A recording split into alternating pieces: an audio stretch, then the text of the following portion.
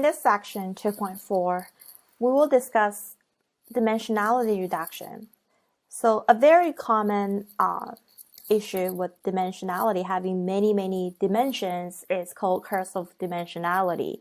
As the number of features or dimensions grows, the amount of data that you need grows exponentially as well. So if you have more features, that means you have more columns in your data frame. You'll need a lot more rows, right? Data points to counter the sparsity that you get from the growth of the features. So that's why we want to do our best to reduce the features. And then PCA, principal component analysis, is the number one technique that people use in data science to accomplish that, to really reduce the number of features. And then the implementation is fairly easy. As you can see, that you can just do it within 4 lines of code. But behind the scene, PCA, it's about, think of PCA as a compressor, right? So say you start having, so your features originally are, you have 100 features, and you'll try to compress them so that in the end, you'll get 10 new features. But the 10 new features, they are made up with some percentage of the original feature 1, some percentage of original feature 2, some percentage of original feature 3, and so forth. So what you're losing there is that you cannot interpret the features like before, right? If you just use original features as we've been using this data set, number of bedrooms is pretty easy to understand what that means. Or number of, bathrooms or a square footage, it's very easy to interpret. However, if you're saying 20% bathroom, 30% bedroom, the rest is coming from square footage. That's your new feature, right? New feature 1, right?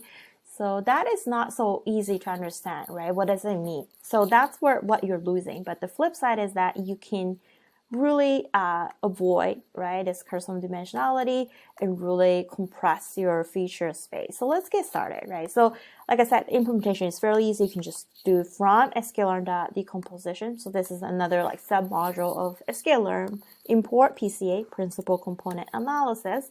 And this is where like you can initialize, right, your PCA. What you're saying is that I want 4 components.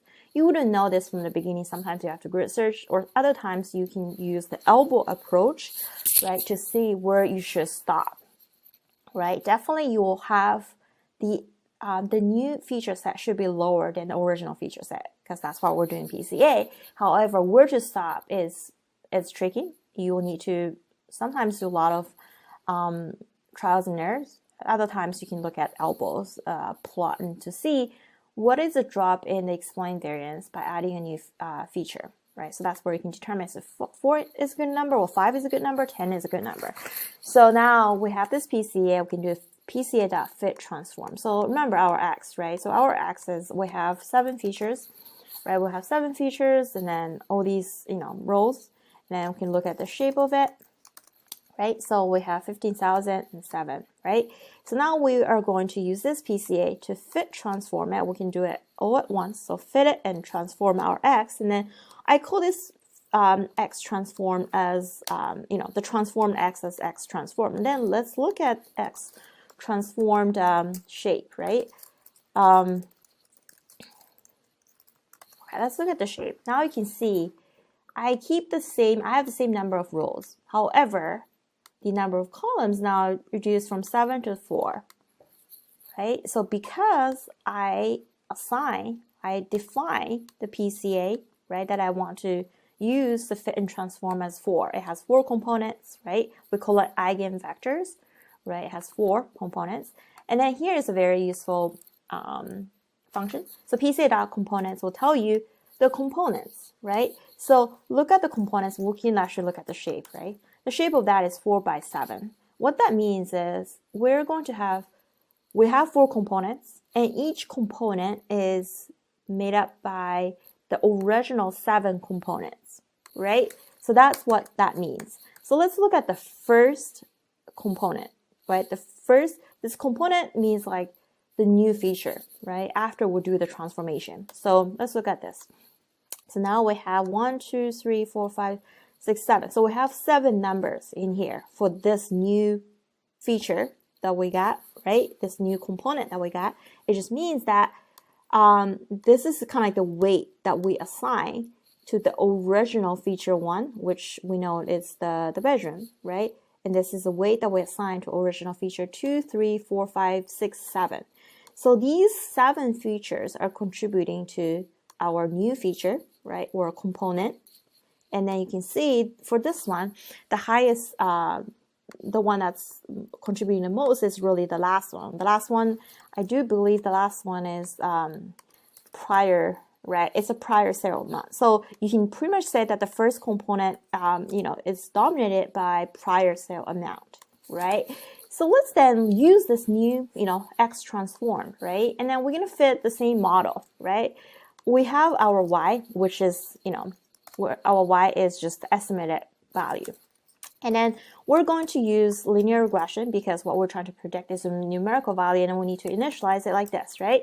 We have imported linear regression already, and then remember what we can do is we have to do train test split, right? And then now we want to use is the transformed one, not just X, right? We want to use the transformed X, and then Y is just the same, right? And now we want to say train X test, and then Y train, and then Y test, right? So this is equal to that. So now we can say LG dot fit of this X train, right? And then Y train, right? So we're going to fit it, right? And then LG dot score of our X test, and then Y test, right? So it's 70%, right? So compared to our original linear regression, let me take a look at what we got without the transformation, the PCA transformation. Remember the score, it was, it was almost the same, right? I think what we got is slightly better, right? This is the score for linear regression is actually R squared, right? So it's slightly better. It's not a dramatic well, actually it's worse. My apologies, it's actually worse. So this really tells you that you don't need to you shouldn't be doing the PCA because, 7 features is not really a lot of features to start with, right? So we didn't have to, but this is to really show you how you can actually do PCA. But on the other hand, so what if we want to just, remember DF was our original feature data set. So it has a lot of, columns. What if we want to use everything in here, right? What if we want to use pretty much, everything except for the target variables, right? So there we can use PCA more effectively because we have more features to start with, then apply PCA and transform our feature matrix and then fit into a model. So, but this is to tell you really quickly how you can use PCA, right? How you can apply PCA, how you can use what you transform through PCA and fit a model. That's it.